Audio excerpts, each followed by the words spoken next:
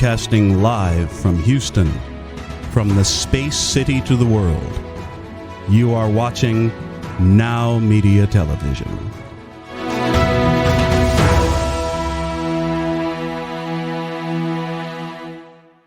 Hey, welcome back to Biz Talk TV here on the Now Media TV channels. I'm Michael Rager, your business guide and host. Oh man, it's so awesome. I get my good friend Roland Parker from Empress Computers in. We're going to talk a little bit about tech. Roland, how are you doing today?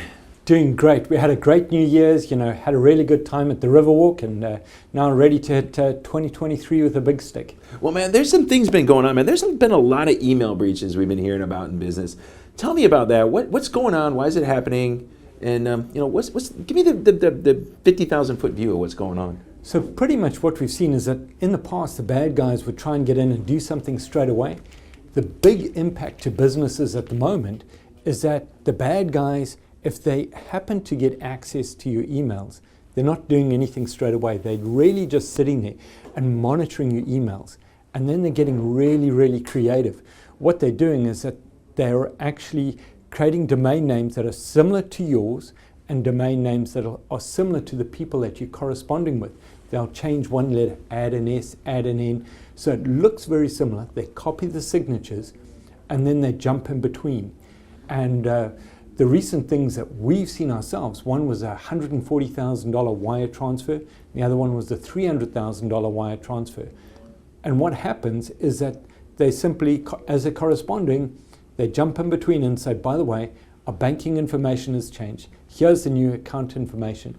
And the people are transferring that money. If you don't catch it, that money's gone, and you can report it to the FBI.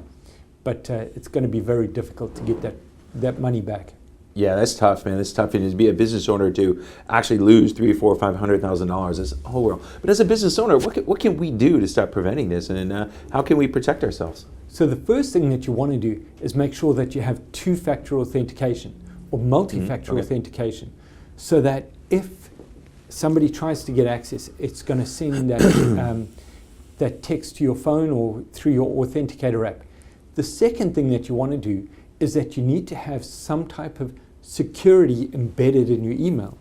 So if somebody has access, we can get alerted to say, okay, wait a minute, your email is being accessed from outside the country or from a different IP address, and we can look into it. It's also going to send highlight with a ribbon across the top of the email to say, this email saying is coming from John, but it's a different email to his normal domain. So it puts you on high alert.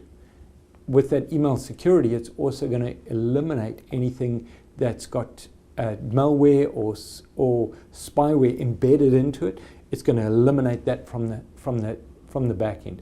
So employee training, two-factor authentication, and advanced AI security around your emails are the three essential things that you need to put in place to prevent this from happening.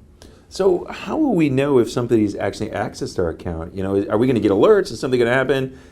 Bells, whistles going to go out? What's going to go on, man? So the thing is, unless you've got some type of security around it, you don't know. So the guys could be sitting in there, and they're getting very creative on how they will change the back end to say, when this email comes in, go ahead and delete it automatically. Because in the past, you would say, well, I'm going to check my sent items. I'm going to check if emails are going out to my contacts. But now what they're doing is that they'll use your email, but then they'll hide it. So you've really got to have that security put in place. Otherwise, you're going to be completely blind to when the guys are sitting there and looking at your emails and just waiting for an opportune time. Well, let me ask you this. This is something that happened to me this week, and it really confused me. I got a company that I got an account with. They got an email, pretty much looked like theirs, pretty sure. There was no links in it, nothing for me to click, but it said, hey, you need to go ahead and update your credit card, so you can go ahead. We noticed it's expiring. And I went looking through and said, none of my credit cards are expiring. And I called the company, and the company's like, well, but we don't have that credit card on file. I go, me either. So at least they're alerted me, but there was nothing for their link for me to push on it or move. Is that something that I need to be worried about? So unless you're actually clicking on a link or an attachment or giving your credit card information to somebody, because that's typically what they're going to do. Normally they're going to ask for your email and password so they get access. Okay. Or they're going to request you to put in your new credit card information, but they'll put it in a link where they can capture it. So as long as you haven't responded to it, and you did the best thing, you actually phoned the company. Never phone the phone number that's in the email, because it could be taking you to the bad guys that are pretending to be the good guys. And then sure, no problem. Let's get your credit card information and we'll get you up and running. No, that's awesome. So what do we do as a business owner when we find out that our information gets to the dark web? What happens then? So the first thing is to know that your information, you're not going to know if your information is on the dark web unless you're monitoring it. So you need to have a dark web monitoring service. We do offer that for companies where the dark web can be monitored, and it'll alert you to when your information, your credentials are on the dark web. Now, getting rid of it is a little bit more difficult. It's on the dark web. You've generally got no access to who put it there, so to remove it is extremely difficult. What you can do is make sure, okay, wait a minute, this email and this password is something that I'm currently using. So if you get the alert, you can now make the changes, change your password, put additional security in place.